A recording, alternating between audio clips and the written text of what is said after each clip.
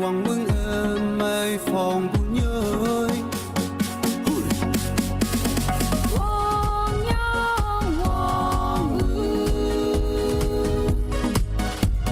âm mai phong tư hoàng yong hong như yan hu ấp tu chinh phai như yan hu yong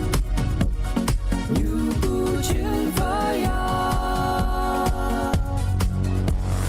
âu yang wang song yong linh lang tao bỏ kinh phong nhai trong chi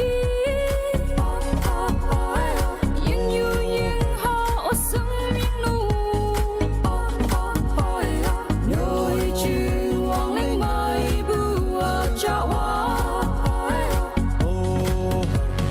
tai hoa mật như sa ha sinh nhang là sông yên hồ yong khơi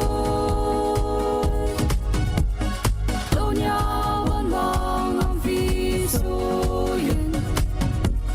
ngang vu phi số yên âu bi đẹp một âu tan dương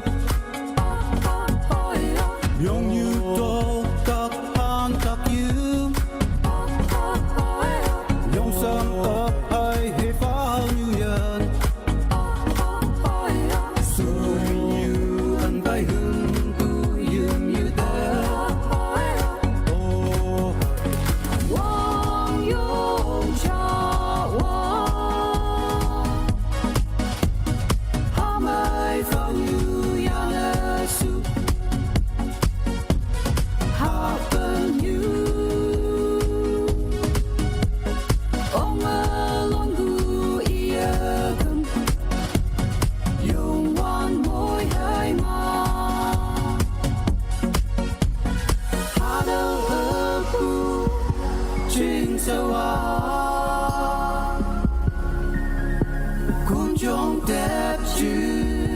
mang lầm lư cái tự nhiên trong bu chưa la mà như yêu hoa như cơ mà khâm ha